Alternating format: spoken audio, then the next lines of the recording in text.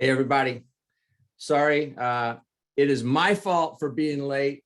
I clicked on the international link and that took me down a whole rabbit trail, so I apologize. Welcome to week 96 of the weekly webinar, and you will not need your decoder ring. Thank goodness Jack Santaniello is on and he has the themed background. That's awesome.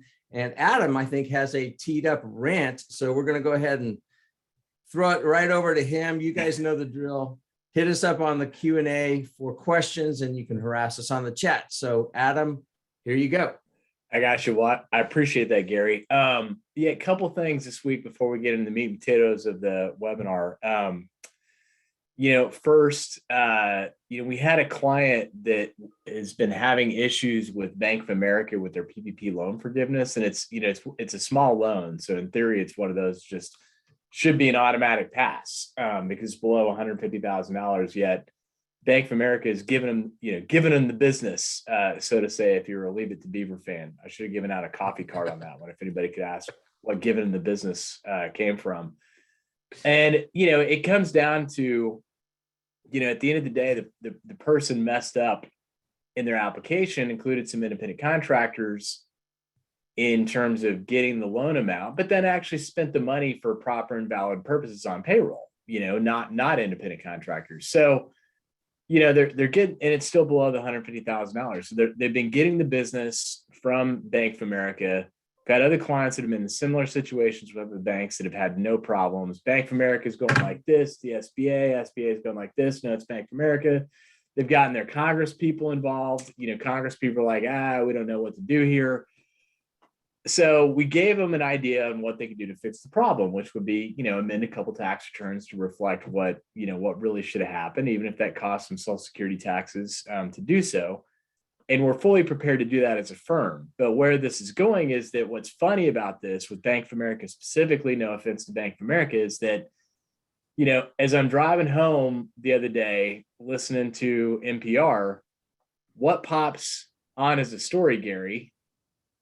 But the Facebook groups that have cropped up of Bank of America small PPP loan recipients who have had the exact same problem in the exact same runaround, which is now numbering in the thousands in terms of the Facebook group. Wow. So I just thought, because I'm thinking, it's just an isolated case. And then lo and behold, I'm just, cruising down the road and hear this thing on NPR. So if you've experienced that, either on the call or know anybody, I don't know what to say other than to say, hey, you're not alone, and you're not crazy. There's other groups contemplating class action lawsuits and whatnot out there because of this. But so that's rant on Bank of America. Rant on the state of North Carolina. Let me start off by saying, before I go on the rant, generally, I am proud to be from the Tar Heel state right now, because what I'm really happy that I don't have to see on the nightly national news? The state of North Carolina featured for something crazy going on. Whether it's a school board shooting, trying to pass something in the legislature that's just kooky dukes, whatever it is. Like, as much as I knock our state, we're not being featured for anything related to an election, a mask, or a vaccine. It's like, God bless us for that. God bless Governor Cooper. God bless the General Assembly for not having us be in the news. But all that said, one of the things that does drive me crazy about our General Assembly and our governor is the North Carolina tax code, and specifically, this happened with the PPP expenses. Hey, we're not going to adopt the federal code because that would cost us some, tax dollars, but then we're going to run around and say, we need to help people out.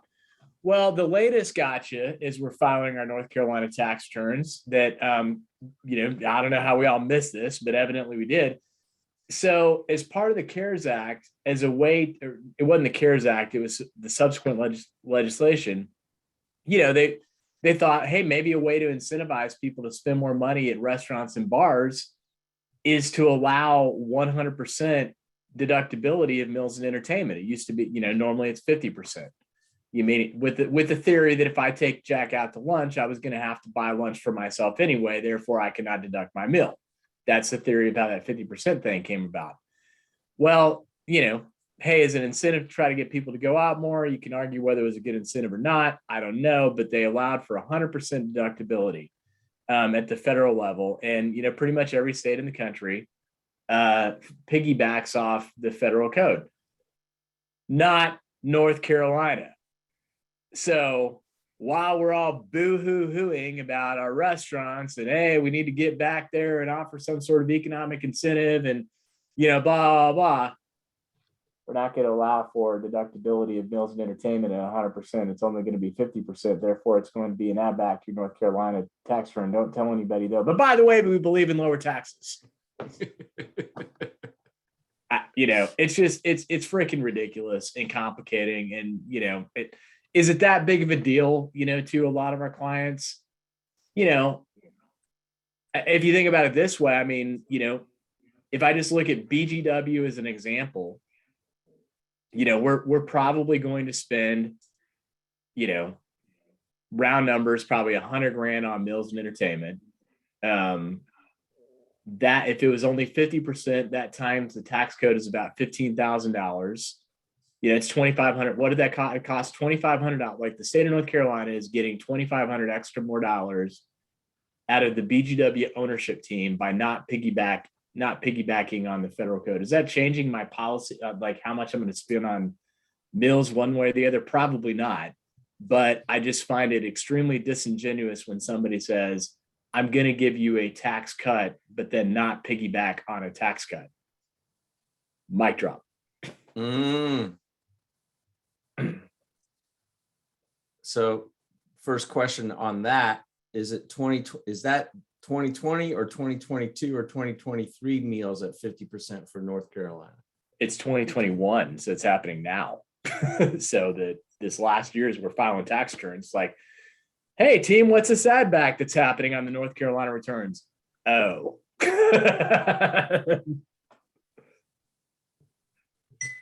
Well, since Robert was the first one in, he did, his first question to us was, can we add an economist to the weekly call to ask when inflation will end? Perhaps is out of scope. Well, so, and Adam, I want you to give your opinion, but first I'm going to look into the Crystal BGW pint glass. And it's telling me that inflation is going to end. Battery just went out. Yeah, I don't know. I actually have a Magic 8-Ball app on my phone that when my 16-year-old asks me a question that's really stupid that I probably should say no to, I just say, well, I don't know. Let's consult the Magic 8-Ball. To answer that question, Robert, I think what's hard to parse out of this from an inflation. So the answer to that is, in terms of going up in double digits, I think that's got to go away sometime. When I say go away, if the government doesn't step in, then you can pretty much all but guarantee that the Democrats will not be in power anymore. And then that ideally should be job number one for the Republicans if the Democrats don't fix it sooner rather than later. But so I feel like, will the government step in and try to take some action sometime before the November midterms or sometime shortly thereafter? Yeah. So I think, in terms of as bad as it is now, do I see that coming down in the next, 6 months to a year? Absolutely. But I think what has not been factored in that I don't know what the overall effect is, but I don't think the labor component of inflation is going down. So if you just look at the BTW clientele, like as bad at, as much as I hate that this is true, it is true that we had to inflate our prices. Why do we have to inflate our prices? Because to keep our people, we had to do, pretty close to, 15 to 20%, salary bumps just to keep them, because that's what the market's doing right now in terms of labor, to attract labor. I mean, that's across, that same thing's happening in Amazon. It's happening in McDonald's. It's like, if you just translate that into what does that mean for BGW, labor and benefits are roughly, 60% of our costs. So you take, 15% times 60%, that's the price increase that we would have to do just to stay whole, if nothing else changed without going backwards, we didn't raise prices that much. So we ate some of it, but I'm not gonna be able to go back to the team and say, hey, I want to let you know that inflation's been coming down, so I'm gonna need to take that pay increase back to get back in line with where inflation. That's just not gonna. So I just feel like there's a sense of permanence that exists in the price increase associated with the labor element specifically that we're not getting back. I mean, it probably won't continue to increase at the same accelerated rate, but I think there's just an element of like, it's stuck. I mean, if you just think about, well, what's the price of milk, Jack? That's going to be the leading indicator. Well, I mean, there's lots of components that go into that, but historically it's like, okay, petroleum products, maybe some raw materials, but labor is a part of that. And the labor is not going to go down, I don't think. Yeah. Speaking of price increases, like, isn't it interesting that, gasoline prices went through the roof last year, and yet they had taken the mileage deduction down. It was 56 cents a mile in 2021. Now they've jumped it up 2.5 cents for 2022. But I found that to be really interesting because, like, well, fuel just went up 50%. And you drop the standard reimbursement rate. So, all right. Well, we've had good rants and good questions already, but one of the reasons that we're going to do this today, and the reason it's M&A war stories, is, and we're trying to decipher some of these legal documents that can, hang you up, man. I mean, as they say, what you say can and will be used against you in a court of law. In this case, what you sign can and will be used against you if you aren't paying attention.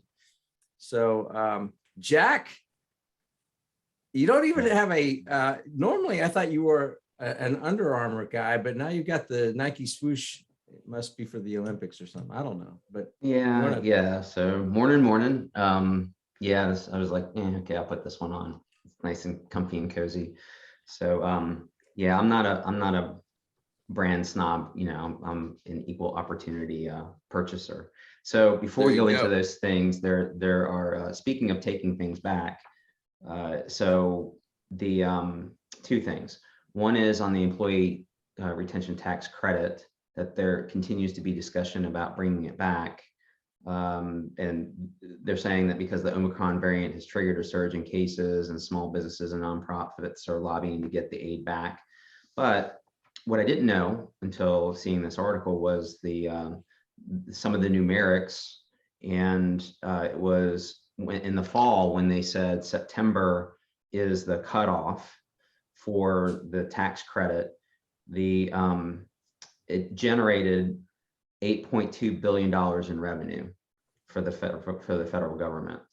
And then, they said they made the statement after the fact, so it was retroactive. So that's the part of, hey, we're going to take it back. And I think there are probably cases where the money was received or the money was kind of utilized, and now you have an issue going into this year and dealing with that. So the other is the budget and putting that together. And so right now there is a budget, federal budget, that are a longer term spending bill that goes through March 11th.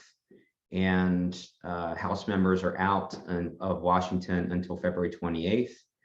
And so they have essentially they're going to be out, and they have until the 18th. So they have a little more than a week to basically get all their act together, or there's going to be another Russian hustle to get that done. So, are they going to band-aid it again and put some money into the hopper and say, we'll deal with it in April or May? Are they really going to come to some conclusions and really set the budget? There's so many things that are going on with the federal government with respect to money and money policy and everything else that there's really no way to tell exactly what they're going to do or even handicap it. So just wanted to bring up those two things that people have been asking me over the course of the last week or so. So, and if we want to go ahead and get into kind of the core of it, I don't know if you want to go forward with it, or do you want to? Yeah. Yeah.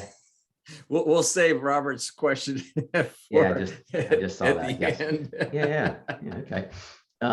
So essentially, we're talking about kind of M&A Morse code, and the concept being is, what is all that legal mumbo jumbo in those asset purchase agreements and the stock purchase agreements, and how to kind of get through them. And really, there are fundamental portions of those documents.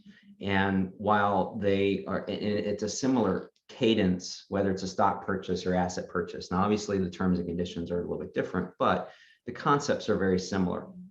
And as a much smarter man than me told me many years ago, and reiterated it last week in a seminar for the business lawyers in North Carolina, that you go to the back of the document, meaning that everything's great. I mean, the front of the document, it's like, what are the transaction terms? Who's going to get paid? When are they going to get paid? What form payment, et cetera. But what happens when bad things happen? So you go to look at the termination provisions. So that's kind of like the back end of these documents, where you go, okay, who can terminate it, under what circumstances, and then what's the results of the termination. And that varies depending on the transaction. Then you look at how do you fund the bad things that occur either because of the termination or happen after the fact. So you go and look at the indemnity provisions. So you have an indemnity, essentially is an obligation that a party has to basically be an insurance policy on whatever they are promising, guaranteeing essentially.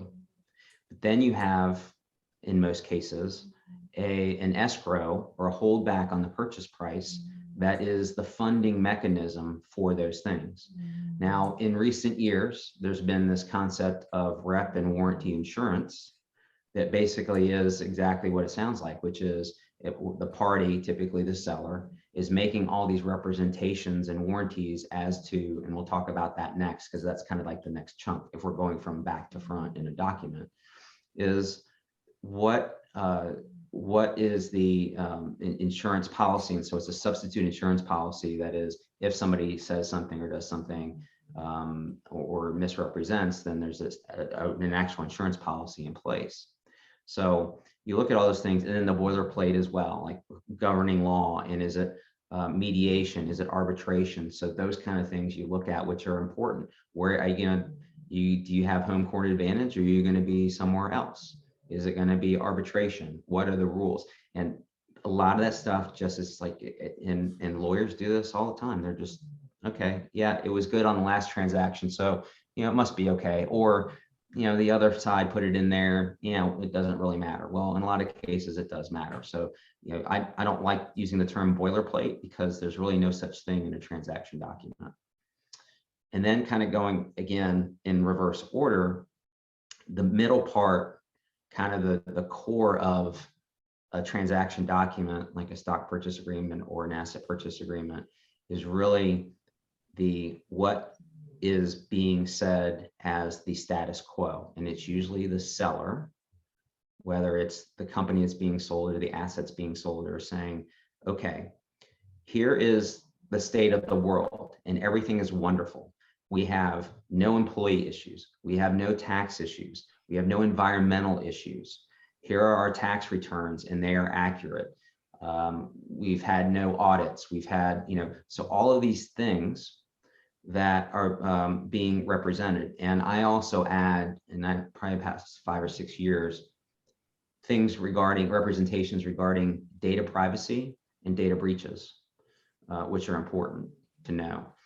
And so you have all these things, and then you have an opportunity to put these exceptions into what you're saying is true. So, and those are called schedules, disclosure schedules. So you're disclosing exceptions to the representations that you're making into the transaction. So yes, our tax records are fantastic. And But we had an audit in 2019. It was a random audit and everything turned out fine. We have no litigation. However, about a week ago, an employee came to us and said, I feel like that there's been some discrimination, or maybe I was passed over for a job. And so now you have knowledge of a potential litigious matter that has to be disclosed. And there are disclosures for the buyers as well, but that list is pretty short typically. And then related to that, you have representations and warranties, and then you have covenants, which are promises that you're making during the transaction and things that you're going to do post-closing. A typical covenant is, I, seller, am not going to do anything outside of the ordinary course of business that is different than, or outside ordinary course of business, meaning different than what I'm already doing. I'm not going to pull money out. I'm not going to go buy new equipment. I'm not going to hire 10 new people. Or if I do that, before I do it, I will ask for permission to do that because it's an anomaly. So things like that, that I promise that you will have me available as the former CEO to work for you for free for 90 days. And how many hours is that? So you get into those kind of things. Then when you're moving forward, or backwards essentially, but moving towards the front, then you have the transaction terms. So you have, okay, these are the assets that are being sold. These are and you go through and there's categories, whether it's equipment, whether it is contracts, etc. And then you have excluded assets, which is things that are not being sold. Yeah, that's my grandfather's desk in my office that is really nice and I want to keep it. Or, for example, in car dealerships that we've sold or bought, my clients either want to keep an automobile that they have, or want the ability to be able to get a new vehicle once per year as the former owner of that franchised automobile location. And so all those things get negotiated. And then you have excluded liabilities in an asset purchase transaction where it says or either assume liabilities and excluded liabilities. So things that are going to be assumed. So let's say you have contracts that are in process. Well, you assume those contracts, but then you also assume the liabilities. And then there's nuances like, okay, what if it's a contract that's been performed or goods have been sold and there's a warranty related to that?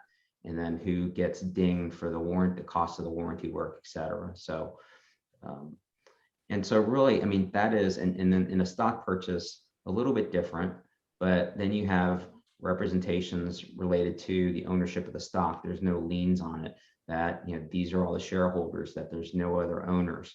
You have in a stock purchase, the transaction, a key concept, net working capital.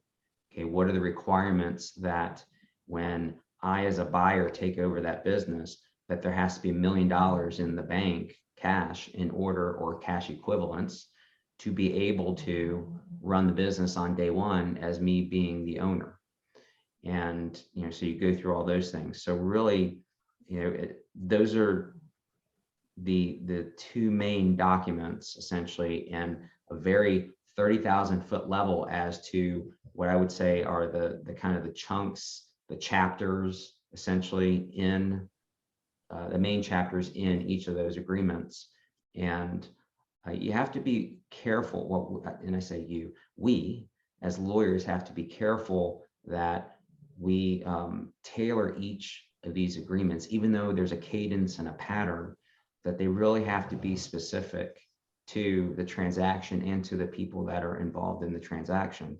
And a lot of times you'll, when we're representing a seller, well, let's talk conceptually, buyer and seller, who gets to draft a document? So in the first instance, well, typically the person who has the money and is putting up the money gets first shot at doing it. So typically the buyer is the one that's going to do it. And sometimes you have buyer's counsel who does exactly that, pulls something out of their forms library, spends a little bit of time on it, and then basically launches it to us. And then I have to have a discussion with our client and say, okay, this is not good. So do you want me to spend my time making it bleed blue and red? And I'm not talking about saying shareholder versus stockholder. I'm talking about pretty substantive issues that were missed that may even have been in the LOI that are very clear, black and white, that just didn't make it into the form. Or do we basically say we're going to use our form?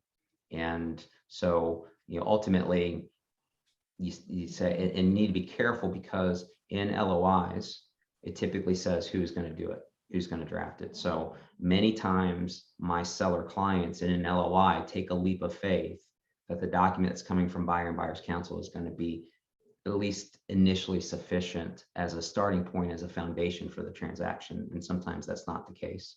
And so you have to work through those issues. But so that is asset purchase agreement, stock purchase agreement 101, seriously, at a 30,000 foot level, because we could do a seminar on legal issues and the tax issues related to each of them for several days on each of them, because it does get that kind of sophisticated. So that's kind of the legal aspects. And so, Adam, I don't know if you want to get into kind of the Before we do that, yep. I got to take one of these questions.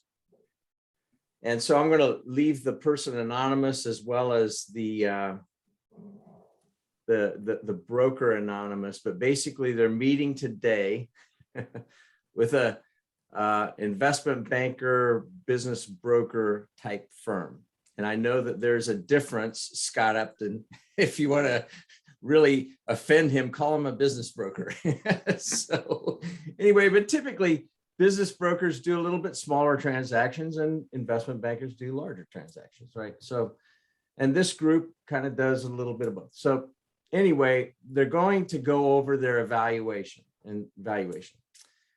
We have a couple of parties interested in the business, so we'll try to sell direct before listing.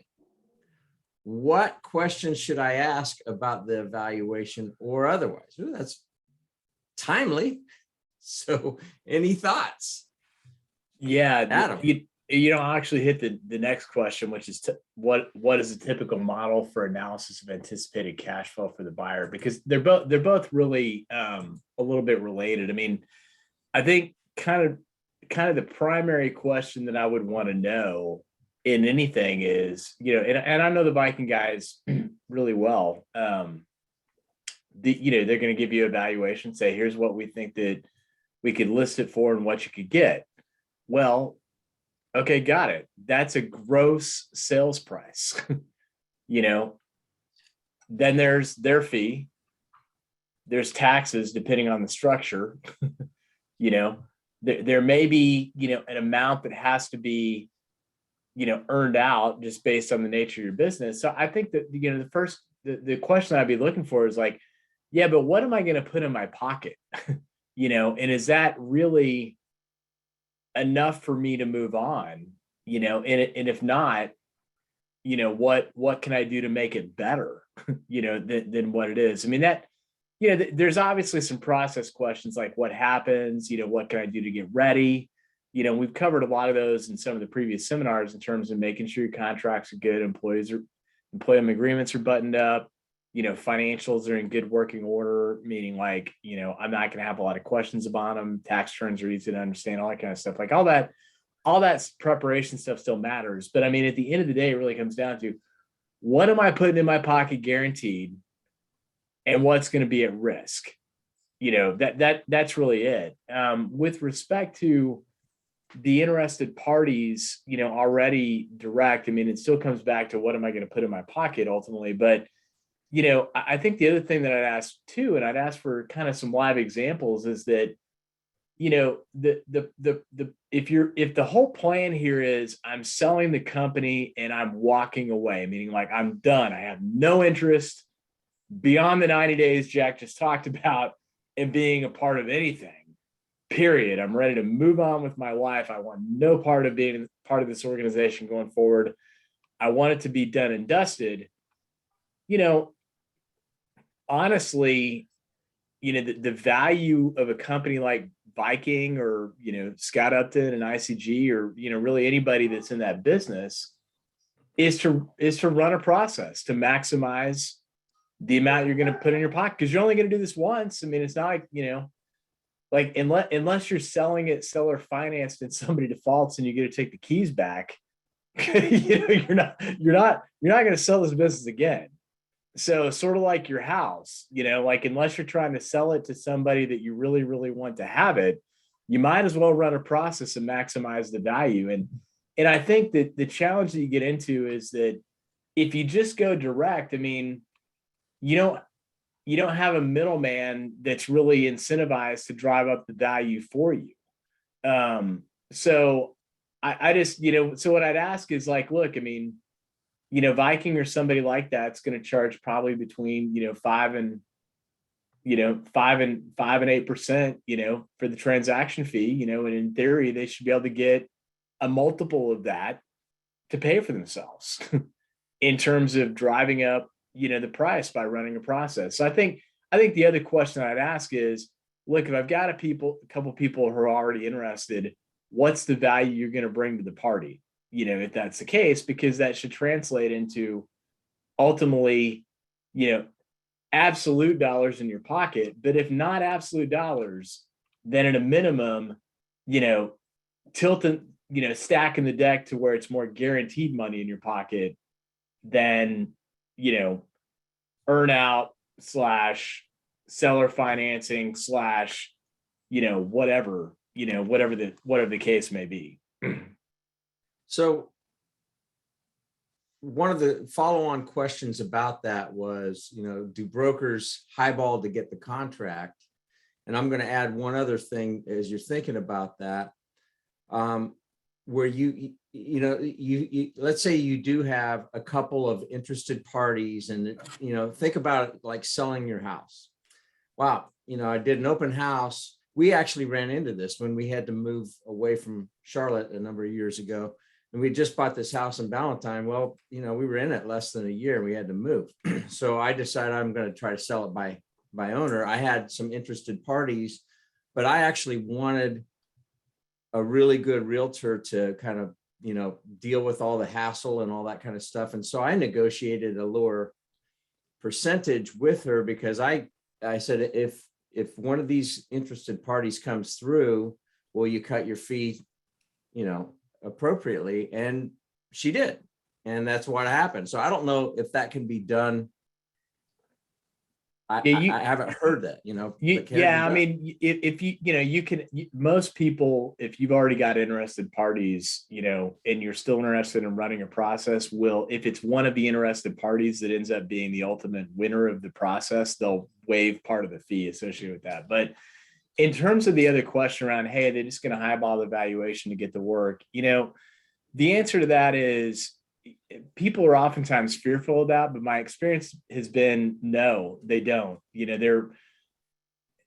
Now, if you've got garbage going into the process and then they kick out a valuation that you're not happy with, I mean, you just need to look at yourself in the eye and say, well, that's my own problem. Like I gave them the garbage that then gave them the answer. So once you exclude that out, the way whether, and I got to give if I don't give my brother-in-law a shout out, he's going to kill me. He also is in the business with Quest, but the way that all these companies generally work is they want to get a deal done. And the only way to get a deal done is to, produce a deal that's financeable. So what that means, like if you look at like a traditional deal that's going to be financed by the SBA, what does that really mean? Well, what that means is, first off, there's going to have to be an independent third-party valuation that demonstrates that the value of the company exceeds the purchase price. So right out of the gate, they have to be realistic. Otherwise, the deal is not going to get financed. So like, even if Viking says, hey, we think the value is $1 million, if they can't get a third party to agree to that, that's independent, they're dead in the water right out of the gate because the SBA is not going to look at it. So that's number one. Number two is, SBA typical term is going to be 7 to 10 years, and the deal has to cash flow. So the deal has to produce enough operating cash flow to finance that debt, which is ultimately, kind of an indicator of value. Otherwise, the deal's not going to get done. If it's a bigger transaction that's going to be more private equity or strategic buyer, somebody that's in that space, that's more in the investment brokerage space, is going to know what kind of firms would typically buy a company like yours. And they're going to give you a value that they know that they can probably get it sold. Cause it's like, why would I highball it? If you just think about it from the other direction, why would I highball it? Because if I highball it and it doesn't sell, I'm not going to get freaking paid. Like I'm going to produce a valuation that means that it's going to get sold. And it's like, I, as the person sitting down hearing that, may not be happy about the value, but that's not generally going to be the M&A person's fault. That's going to be just the reality of your business may not be worth that much. As much as you were hoping for. I mean, a good way to think about it is like, look, I mean, if you just want to go ghetto math, take your last tax return, company bottom line, ordinary box one income times 5 or 6. I mean, that's kind of your, that's your relevant range. If you just want to back of the scratch pad, there you go. Just save you $15,000. I mean, there's a lot of nuances that you can, you do within that, but, plus or minus 25%, that's going to be your relevant range, that you're going to be in. If it's a bigger company, it's going to be more than that multiple. If it's a smaller company, it's going to be a little bit less than that multiple, but there's your relevant range. And I'm sorry if that's not the answer you were looking for, but that is the freaking answer. Well, and since we're telling war stories, I'll tell you one from last week that's been going on for a couple of weeks, which is pricing an engagement letter for an investment banker. And this particular client, who you guys are familiar with, by the way, has been toying with offers and or valuations, and not necessarily official valuations, but just numbers that were thrown out there. And then he had an IB that threw out a significantly higher number. And so it obviously piqued his interest. He's like, okay, but the way that we kind of tempered that, which was have a set number, a set fee up to a certain dollar amount, and then have a percentage that overrides that in the excess. So that, okay, what is fair if we get a value of a company, if my client gets a certain value and gets a certain purchase price, this is what you're going to get paid. But if you can literally put the money where your mouth is, then you'll get paid more. So there's the incentive, but it's also protective of a fee that gives them a minimum fee that they're okay with, but also is like, okay, a fee that the seller is okay with. And then if you get more, then you'll get more out of the transaction. So it's and this isn't the first time that this has happened.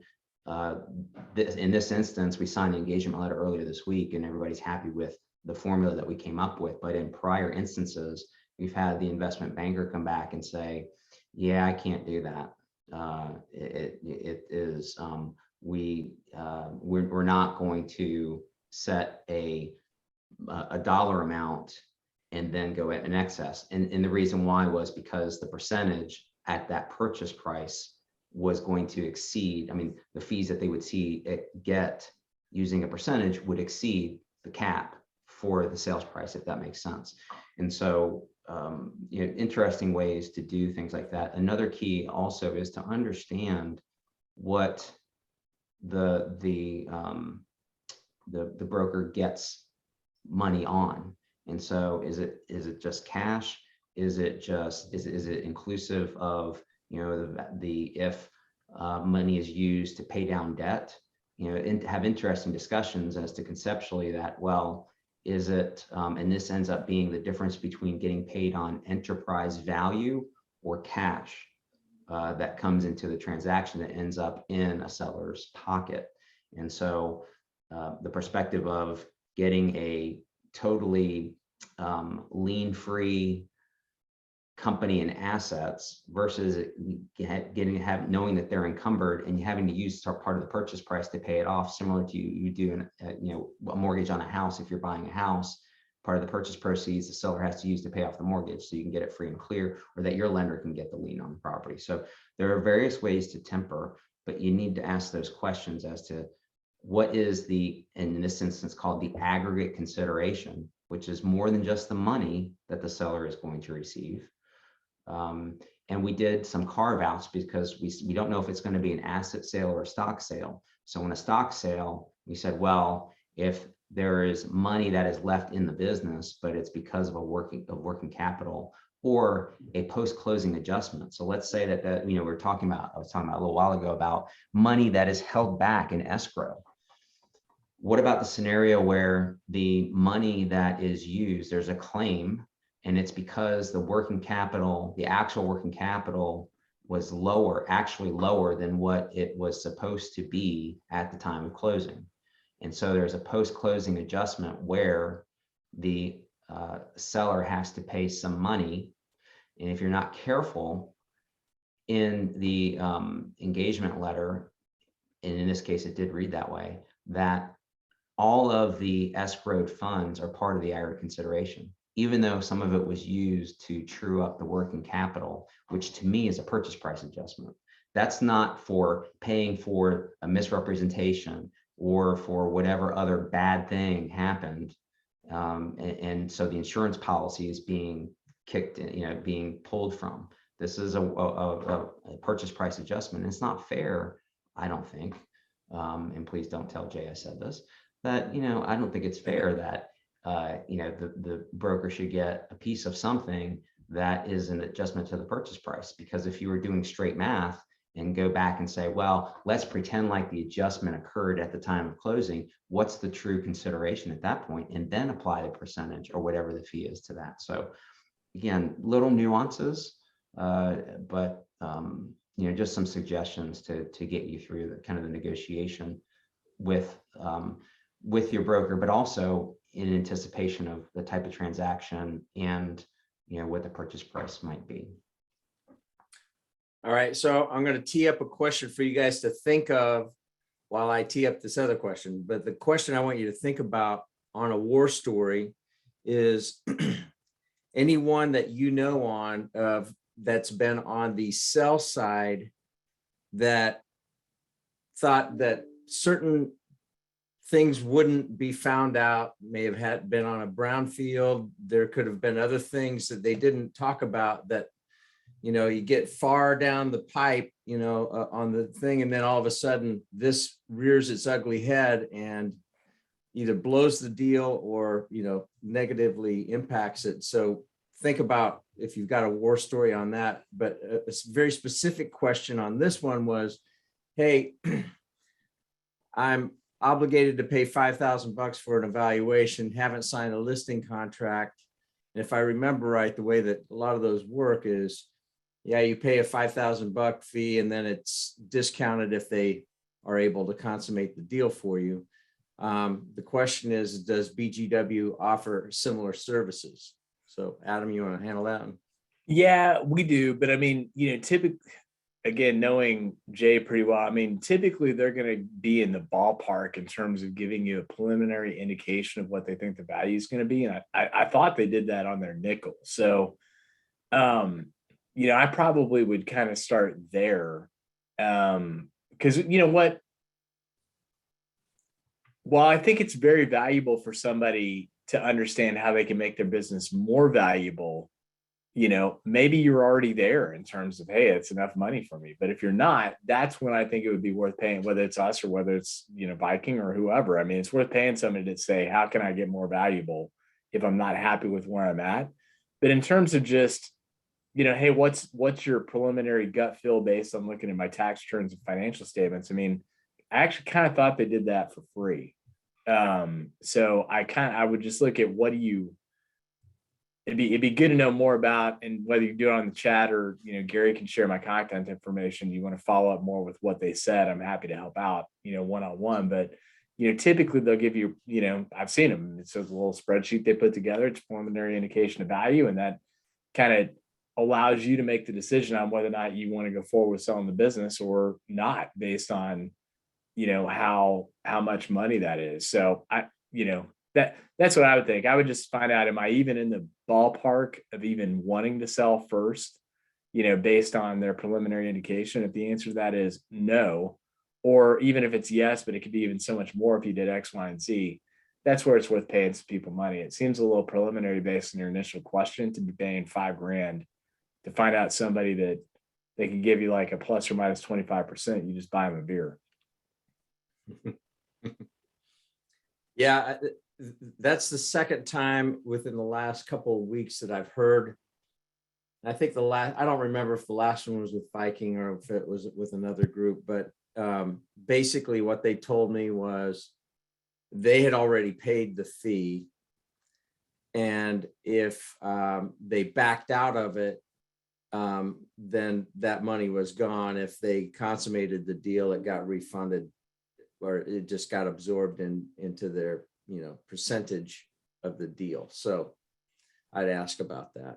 Yeah, and I'm not trying to take money out of their pocket. I'm just saying, like, for $5,000, I'm going to expect a report that's got some value drivers, some discussion around how I can increase, like, just stuff, that I would expect beyond a spreadsheet. So that's why it just comes down to what are you actually getting, for that? Because I mean, if you hired a full-blown independent third party, credentialed, basically gonna, bend over, I'm sticking my head in there, I'm gonna go looking around, a little bit.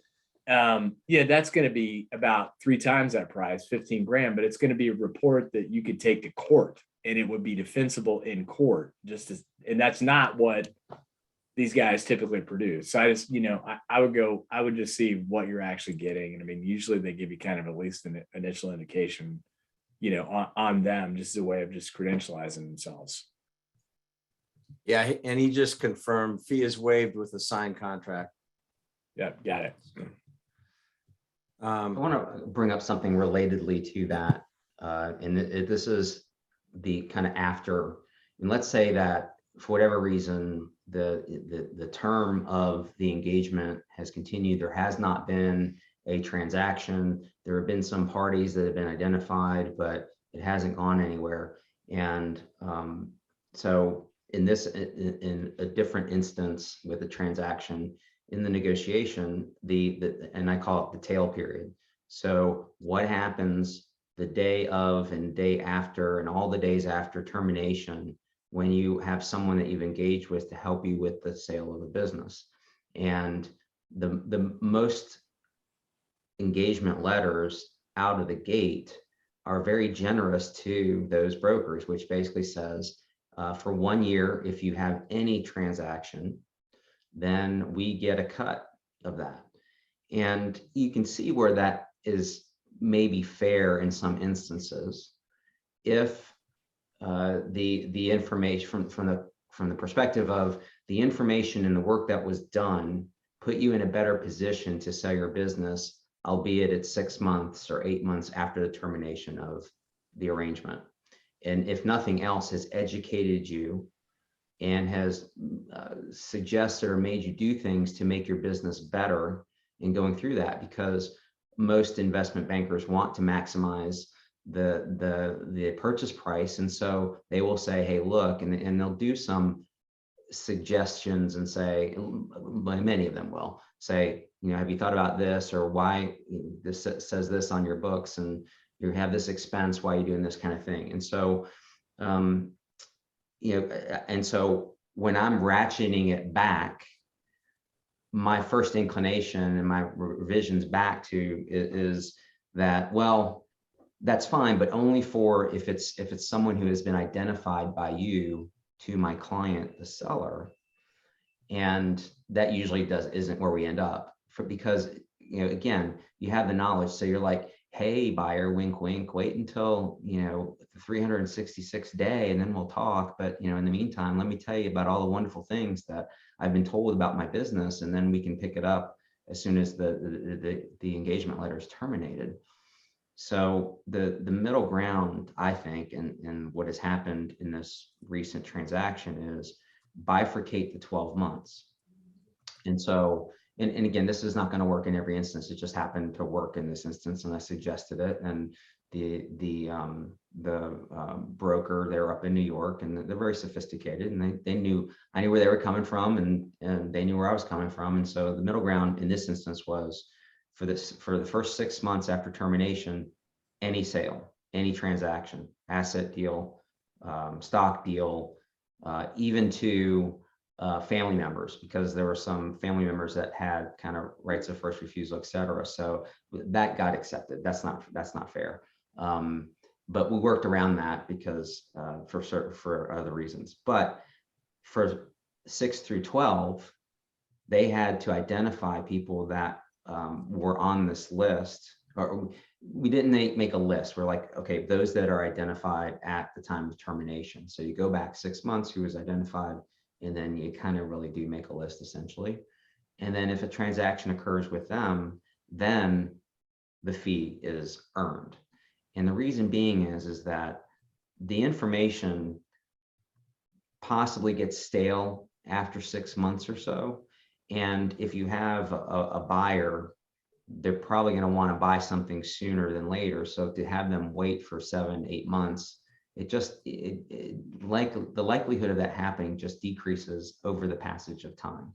And so, and isn't that a fair way if in this case, the seller has their own contacts and may come to the table with someone who was not on that list, or just someone new, or even someone that was on that list. So, it's kind of a compromise and a leap of faith that a seller's not going to say, wait 7 months, and that the investment bankers are still going to get the benefit of the work that they produced in a transaction that occurs after the actual termination. So, and there was a lot more to that story as far as how it all went down. I mean, it was negotiations back and forth and trade-offs here, there. It's like, so assumption of risk by my client and assumption of risk by the broker and vice versa. So, but anyway, there are creative ways to address things like that. So that way it's, I think, a more fair arrangement for both sides. In this instance, we're talking about brokers and their seller clients. So one of the questions as a follow-up, Adam stated 5 to 8% commissions are typical. This is less than double Lehman. Yeah. So the way that commission structures are scaled in M&A and investment brokerage is that the percentages are higher at the lower transaction value. So, if you think about it, kind of $1 million, $2 million sales price, you're going to be in that 5 to 8% range. $50 million sales price, you're going to be more in kind of the 3 to 5% range, with some sort of very sexy model around, this bucket is this much, this bucket is this much, this bucket is this much. So these fees typically scale down, meaning get lower based on the transaction size. So the reference to, Lehman being, less than half, I mean, that'd be a true statement. The same thing would apply to, Wells Fargo or another big bank, or, a big, even a local investment brokerage is going to be more like 3 to 5%. But the difference is they're not even going to talk to you unless you've got like 2 million in EBITDA, as a floor value. So, because that's going to translate into a, 10, 15, $20 million transaction versus, $1 million. It's, $1 million enterprise value. It's just, the amount of work is, not too materially different from a $5 million enterprise value. So the fees really scale based on the company valuation. So my 5 to 8% was driven more, around just kind of knowing Vikings, and other business brokers, pricing structure. And they're typically dealing with, kind of that, call it 5 million and below enterprise value. That's their wheelhouse that they do all day long. And that's just a typical rate that you're going to pay at that value. And then that percentage is going to be lower the higher the transaction value. Yeah, the same thing happens in the wealth management group. I was talking with a buddy of mine this morning, and you may be used to seeing, oh, well, they're charging me 100 basis points to manage my money. Well, PBIG at Merrill Lynch, they're at 35 basis points instead of 100. Well, you have to have 50 million with them, so same sort of thing. Did we address your question, Daryl, on typical model for analysis of anticipated cash flow? Let us know if you had any addition, if Adam covered that adequately, if you had. Yeah, I probably didn't. So I'm going to give you kind of the generic one, and I'll, if I can stall for a little bit, and then Jack can figure out what the heck he's going to talk about for 5 minutes. I'll post what I'm about to say in the chat as well. But you kind of start with, obviously, what are the gross proceeds, right out of the gate. Then, if you think about it, the easiest way to do this is to think about two columns. Column number one is, what's my taxable gain? So you got gross proceeds, a deduction right after that. It's going to be the brokerage fees, kind of anything that you're going to pay out to the employees is kind of a key, thank you for your service, whatever, and then you're going to have, what's left, and that's going to be your taxable gain. This is assuming, you don't have any basis. I mean, that's going to affect it as well, but that's going to be your taxable gain. You multiply that times the effective tax rate for the transaction. That's your tax expense. On the other side of the column, you're going to kind of follow the same format, which is, gross proceeds, less you're going to have to pay off your debt, but that's not a tax deduction, but you're going to have to pay off your debt. You're going to have to pay out the broker. You're going to have to pay out the employees if you're going to do something with that. And then you're going to have to pay the taxes.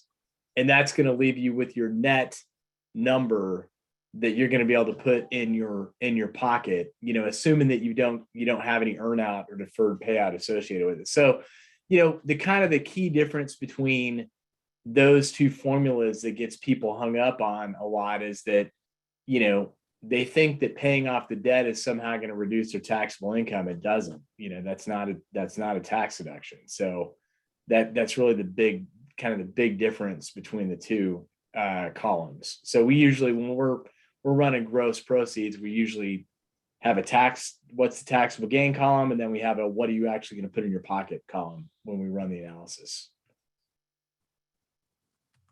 All right, good, thank you. And I'm going to add one thing also, and the what you put back, the putbacks into the analysis. So those things that are you as an owner are taking benefits that are perks, whether it is payment for a company car or those kind of things that if it maybe a different owner would not take on as being part of and is a pull on the revenue. So kind of the same thing, but said in a different way. But those are also important too, to acknowledge those things that may increase the value of the company, because it may be something that the new owner doesn't do, which is like maybe provide a car to every family member and cousin and uncle kind of thing.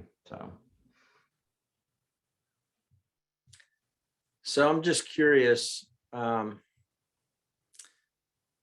thinking about next week. I mean, we have so much on this M&A stuff and it seems like people are still, engaged and interested. I'm wondering, and we're just doing this kind of real time. So if somebody has a thought, hit us up in the chat or the Q&A, but I'm wondering if we do another question or session next week on M&A war stories, but going a little bit deeper into financials, client concentration, the kind of things that we would actually, if we were sitting down with a client and saying, okay, you're looking at wanting to exit,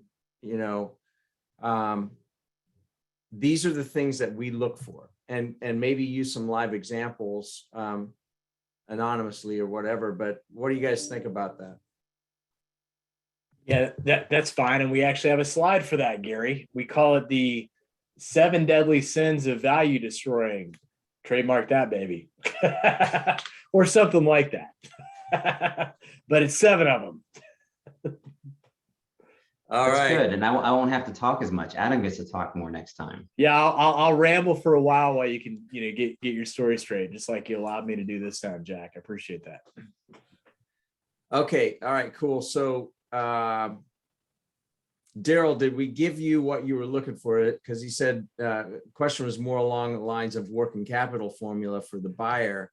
Yeah, but I'm gonna type that one out now. But it's generically cash plus accounts receivable minus accounts payable.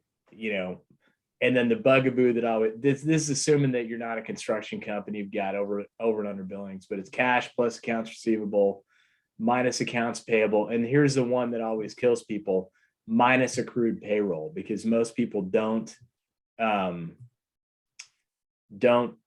up using don't accrue for payroll on their valuation. So I will type that in the chat. And then Lonnie, Gary hasn't asked your question yet. Just typed it, but is EBITDA the main driver in the valuation? We own intellectual property in the form of trademarks.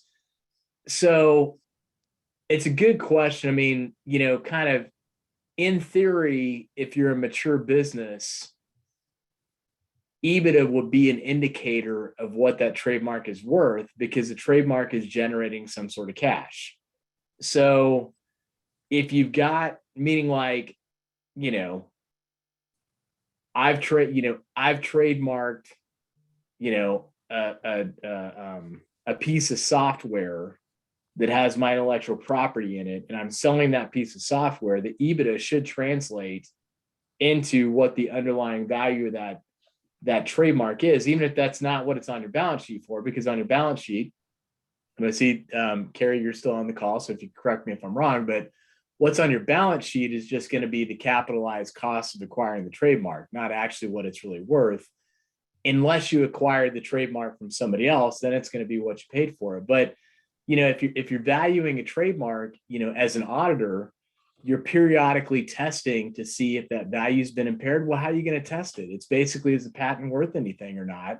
How do you know if the patent's worth anything or not? Is it associated with a viable product that you can sell and actually make money at? So it always ends up coming back, as much as I hate saying this, because, man, I got something that's really valuable.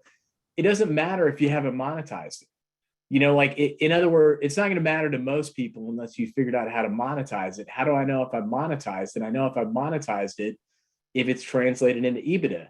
The lone exception that I would give on that would be, if I'm in a business that's a software as a service, and you're kind of trading based off of, annual recurring revenue or subscription-based formula or whatever, that's all great stuff.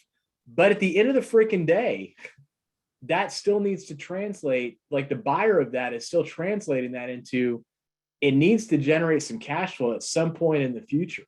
It can't always be negative cash flow. Otherwise it has no value associated with it. So that's a long, that's a long version of the answer that I think you're looking for there. Yeah. The one exception to that is, when I was running a company, we'd put $1 million into a competitor during the .com world. They were burning through 40 million a year, 1 million top line, and they sold for $225 million. No joke. And then the .com bubble burst within about 6 weeks of that. Crazy. That was just nuts. But so final question. It was one of the first questions. Think about this one. I don't know. How do we stop our tax dollars being spent on crack pipe giveaways? Okay, so I don't know. Well, I mean, so I also got, look, they had a press conference. They said we're not actually purchasing crack pipes. yesterday, and Marco Rubio evidently is just going to make sure by passing some legislation to make sure we don't buy crack pipes. So no crack pipes have officially Good. been purchased yet. Oh, my Needles, goodness. that's a different story. We live in some crazy times, man. But we're here to be a little crazy with you, at least try to navigate the craziness. So what you do and being crazy is up to you, but we're going to just try to help you navigate it. So thank you for bringing out the Morse code handbook, Jack and Adam. That was good. So I like the idea of the 7 deadly sins of value destruction. I think we can run with that. So that will be next week. If you missed it or came on late, we will put this up on the YouTube channel, the BGW CPA YouTube channel later on today. Thank you. Great questions. A lot of great questions today. So hopefully we're bringing value. 97 weeks next week. Be here or be square. Thank you so much for your time. Everybody, again, I apologize for being late. We'll be on time next week. See y'all. All right. Bye-bye. Thanks, guys. Peace out.